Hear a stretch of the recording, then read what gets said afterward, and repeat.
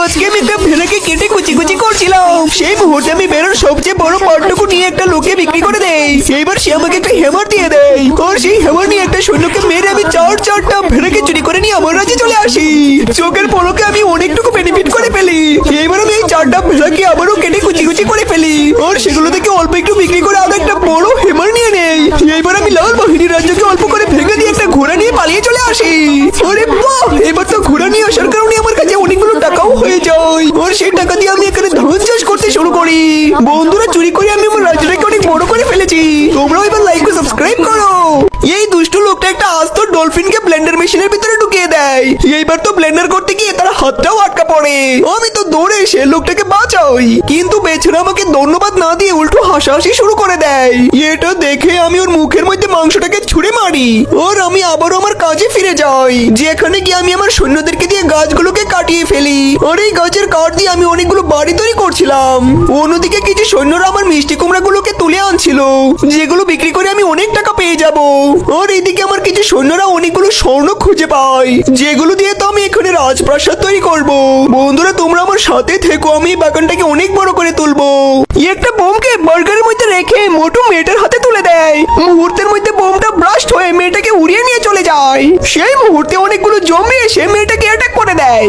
এটা দেখে আমি মেয়েটাকে একটা ঘরের ভিতরে নিয়ে আসি, তবে ঘরের মধ্যে এসেও মেয়েটা বমি করছিল, তাই তো আমি ওকে ডাক্তারের কাছে পাঠিয়ে দেই। কিন্তু এই মেয়ে তো ডাক্তারকেও কামড়ে দিতে শুরু করে। মুহূর্তের মধ্যে ডাক্তার সহ মেয়েটাও একটা জম্বিতে পরিণত হয়। এইবার তো ওরা দুইজনকে বাঁচাতে আমি ওখানে একটা সৈন্য পাঠিয়ে দেই, কিন্তু মেয়েটা সৈন্যটাকেও কামড়ে দেয়। এইবার তো এরা তিনজনেই জম্বি হয়ে গিয়েছিল। বিষয়টা বুঝতে পেরে আমি দ্রুত একটা সৈন্যকে ওখান থেকে নিচে নামিয়ে আনি, আর ওর হাতে একটা বিশাল মেশিন গান দিয়ে ওকে আবার উপরে পাঠিয়ে দেই, যে কিনা মুহূর্তের মধ্যে সবগুলো জম্বিকে মেরে দেয়। এইবার আমি আমার সবগুলো সৈন্যকে কাজে লাগিয়ে দেই, যারা কিনা আমার জন্য অনেক অনেক শস্য উৎপাদন করছিল। আর এইদিকে আমার গরু দুধ দিতে দিতে আমার পুরো ঘরটাকে ভরে দিয়েছিল।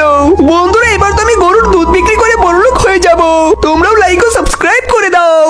আমি একটি সিংহের পিছনে একটি কুকুরের বাচ্চাকে আটকে থাকা দেখি, তাই আমি তাড়াতাড়ি করে সেই কুকুরের বাচ্চাটিকে বের করে নেই। এরপর সেই সিংহটি রেগে গিয়ে আমাকে তাড়া করতে থাকে, তাই আমি তাড়াতাড়ি করে আমার জীবন বাঁচানোর জন্য আমাদের বাড়ির ভিতর ঢুকে পড়ে সিংহটিকে সেখানে আটকে দেয়। তারপর আমরা সেই সিংহটির উপর তীর নিক্ষেপ করে তাকে মেরে তার মাংসগুলিকে সংগ্রহ করে ফেলি। কিন্তু আমাদের কিছু চাষ করার জন্য জায়গা ছিল না, তাই আমরা তাড়াতাড়ি করে এরিয়াটাকে বাড়িয়ে নেই এবং ভিতরে থাকা জলগুলো বাইরে বের করে দেয়। তারপর আমরা সেখানে কিছু জায়গা চাষ করে ভুট্টা গাছের চারা লাগিয়ে নদী থেকে জলের ব্যবস্থা করে দেয়। এরপর আমরা আবারও কিছুটা এরিয়া বাড়িয়ে নেই এবং ভিতরে থাকা জলগুলো বাইরে বের করে দিয়ে দেখি সেখানে অনেকগুলো মাছ লাফালাফি করছে, তাই আমরা মাছগুলোকে একজোড় করে ফেলি। এরপর আমরা সেখানে একটি পুকুর খুঁড়ে মাছগুলোকে ছেড়ে দিয়ে আমাদের সোনার খনি থেকে সোনার সঞ্চয় করতে থাকি। তারপর হঠাৎ করে দেখতে পাই কিছু দুষ্টু লোক আমাদের বাড়ির ভিতর ঢুকে আমাদের ফসলগুলো কেটে নিয়ে যাচ্ছিল, তাই আমি সেখানে একটি ঘর তৈরি করে পাল্টা অ্যাটাক করে ওই দুষ্টু লোকদেরকে মেরে ফেলি। তারপর আপনারা যদি এই ছবিটিকে মন থেকে পছন্দ করে থাকেন তাহলে একটি লাইক দিয়ে চ্যানেলটি সাবস্ক্রাইব করতে ভুলবেন না। আমি আমার বউকে দেওয়ার জন্য বাজার থেকে কিছু ফুল কিনে নিয়ে ঘরের মধ্যে ঢুকে পড়ি। এরপর আমি সেখানে দেখতে পাই আমার বউ একটি জম্বিকে মারতেছিল, তখন আমি তাড়াতাড়ি করে সেই জম্বিটাকে মেরে আমরা দুইজন মিলে আমাদের ঘরের খাটটি তুলে তাড়াতাড়ি করে গেটের মধ্যে লাগিয়ে দেই। এরপর আমরা দুইজন মিলে তাড়াতাড়ি করে আমাদের লুকোনো রুমে ঢুকে পড়ি। তারপর আমার বউ কিছু গাছ কাটার জন্য ঘরের বাইরে চলে যায়। এই ফাঁকে আমি তাড়াতাড়ি করে গিয়ে আমার গাড়ির মধ্যে চড়ে সমুদ্রের মাঝখানে গিয়ে কিছু মাছ ধরে নিয়ে আসি। এরপর আমি সেই মাছগুলোকে নিয়ে আমার ঘরে এসে নিচের রুমে যাওয়ার জন্য একটি সিঁড়ি তৈরি করে নিচের রুমে গিয়ে সেখানে একটি অ্যাকোরিয়াম তৈরি করে মাছগুলো সেখানে ছেড়ে দেয়। তারপর আমি আবারও উপরে এসে কিছু জায়গা বাড়িয়ে আমাদের খাওয়ার জন্য কিছু জায়গা ফল গাছের চারা লাগিয়ে ফেলি, কিন্তু জলের অভাবে ফল গাছের চারাগুলো বাড়ছিল না, তাই আমি আবারও নিচে একটি রুম তৈরি করে সমুদ্র থেকে সেখানে জলের ব্যবস্থা করে দেই। জল পাওয়ার পর ফল গাছের চারাগুলি খুব তাড়াতাড়ি বড় হয়ে যায়। এরপর আমি হঠাৎ করে উপরে আমার বউয়ের চিল্লানোর আওয়াজ শুনতে পাই, তাই আমি তাড়াতাড়ি করে ঘরের মধ্যে গিয়ে একটি বন্দুক নিয়ে উপরে চলে যাই। সেখানে গিয়ে বন্দুক দিয়ে জম্বিদেরকে মেরে ফেলে আমরা আবারও নিচের রুমে চলে আসি। তারপর আপনারা যদি এই ছবিটিকে মন থেকে পছন্দ করে থাকেন তাহলে একটি লাইক দিয়ে চ্যানেলটি সাবস্ক্রাইব করতে ভুলবেন না।